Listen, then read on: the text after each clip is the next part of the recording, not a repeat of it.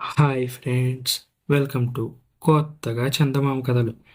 ఈరోజు మనం పౌత్ర ప్రేమ అనే కథ చెప్పుకుందాం. పూర్వం శ్రావస్తి నగరంలో సుపుత్రకుడని ఒక బుద్ధిమంతుడైన యువకుడు ఉండేవాడు. తన తండ్రి పోయాక అతను తన తల్లిని ఎంతో భక్తి శ్రద్ధలతో సేవిస్తూ ఆమెను ఆనందంగా చూసుకుంటూ వచ్చాడు. అతని కాలమంతా తల్లి సేవలోనే గడిచిపోతూ ఉండేది. దీనివల్ల అతను ఏ ఉద్యోగము చేయలేదు. చేయడానికి కూడా ఇష్టపడడం లేదు. ఎందుకంటే అతను తన తల్లే ప్రపంచంగా బతుకుతున్నాడు. ఇది మొత్తం చూసి తల్లి తట్టుకోలేకపోయింది. నాయనా, ఇంటికి నువ్వు మగవాడివి. నాకు అహోరాత్రాలు సేవ చేస్తూ ఉంటే ఎలా జరుగుతుంది చెప్పు? నా మాట విని నువ్వు పెళ్లి చేసుకో. నా ఉపచారాలు నీ భార్య చేస్తుంది. ఆ తర్వాత నువ్వేదైనా పని చూసుకోవచ్చు. అలా నీ బాధ్యతలు నువ్వు నిర్వర్తించవచ్చు అని చెప్పింది. తల్లి మాటని కాదనలేక అతను ఒక అమ్మాయిని పెళ్లి చేసుకున్నాడు. అతని భార్య చాలా చక్కనిది. అతను ఆమెను ఎంతో ప్రేమగా చూసుకోవడం మొదలుపెట్టాడు. అతని భార్య తన భర్తకు తల్లి మీద కూడా ప్రేమ ఉన్నట్టు గమనించింది. ఒక వంక తల్లి మీద కూడా ఇంత ప్రేమ ఉండి నా భర్త నన్నింతగా ప్రేమిస్తున్నాడు. ఒకవేళ ఈ తల్లి లేకపోతే ఆమె మీద ఉండే ప్రేమ కూడా నా మీదే చూపిస్తాడు కదా. అప్పుడు అతను నన్ను ఇంకెంత ప్రేమిస్తాడో అనుకొని తల్లి కొడుకుల మధ్య లేనిపోని గొడవలు పెట్టాలని నిశ్చయించుకుంది. అనంతరం భర్తతో అత్తగారి మీద ఎన్నో చాడీలు చెప్పింది. మీ అమ్మకి నేనంటే అస్సలు పడదు. మీతో చెప్తే నొచ్చుకుంటారని నేను దాచిపెడుతున్నాను. ప్రతి దాంట్లోనూ తప్పులెన్నుతుంది. నన్ను ఎప్పుడూ దుర్భాషలాడుతూనే ఉంటుంది. భోజనం వేడిగా ఎప్పుడైనా పెట్టి ఉంటే వేడిగా పెట్టానని తిడుతుంది. ఒకవేళ చల్లగా పెడితే చల్లగా పెట్టానని మళ్ళీ తిడుతుంది.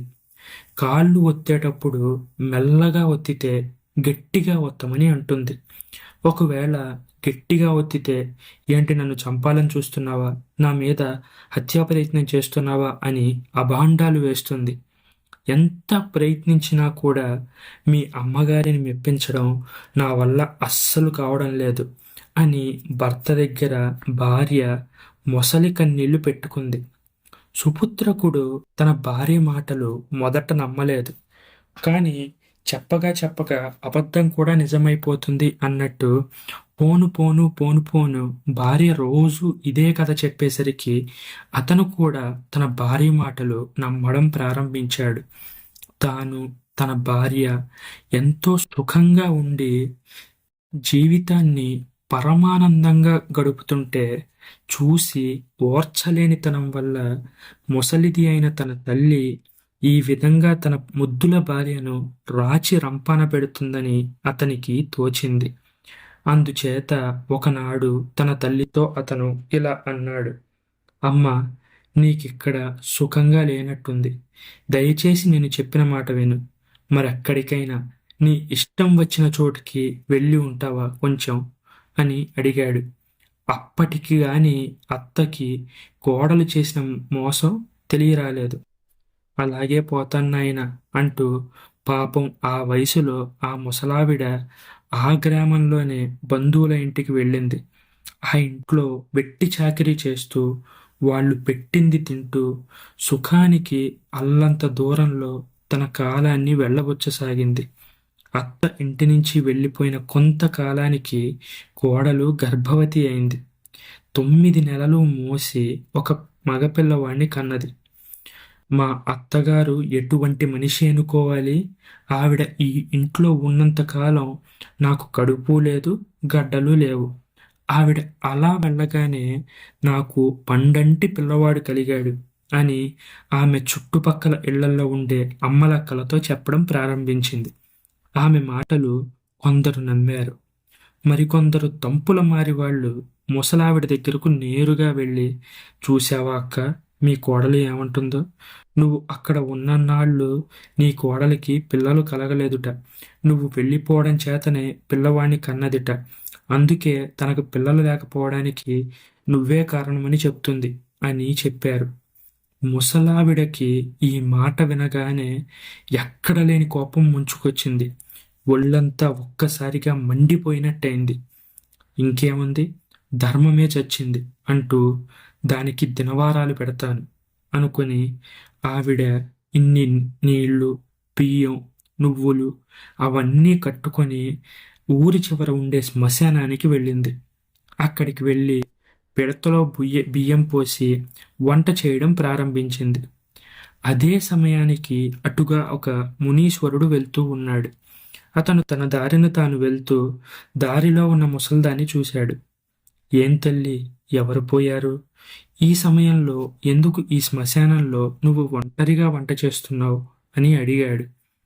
అప్పుడు ఆ ముసలావిడ, అయ్యో, నీకు తెలీదా నాయనా, ధర్మం చనిపోయింది, అందుకే నేను ధర్మానికి ఇంత పిండం వేస్తున్నాను అని కట్టువుగా జవాబిచ్చింది ముసలావిడ.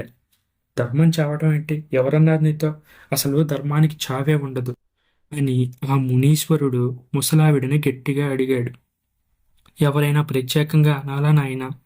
ఆ ధర్మం ఈ లోకంలో విజృంభించడం లేదు. నా మీద నా కొడుక్కి నానా మాటలు చెప్పి నన్ను ఇంట్లో నుంచి వాడితోటే వెళ్ళగొట్టించాక నా కోడలు పండంటి పిల్లాన్ని కన్నది కదా, మరి ఈ లోకంలో ధర్మం ఉన్నట్ట చచ్చినట్ట అని ముసలావిడ ఎంతో కోపంగా అంది. అప్పుడు మునీశ్వరుడు ఏం జరిగిందో చెప్పమని ఆమెను కోరాడు.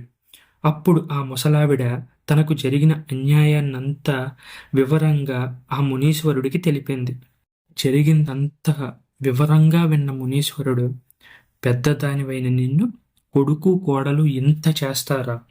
ఇప్పుడే వాళ్ళని నా తపశ్శక్తితో భస్మీపటలం చేస్తాను చూడు అంటూ కమండలోదకం చేతిలో తీసుకోబోయాడు.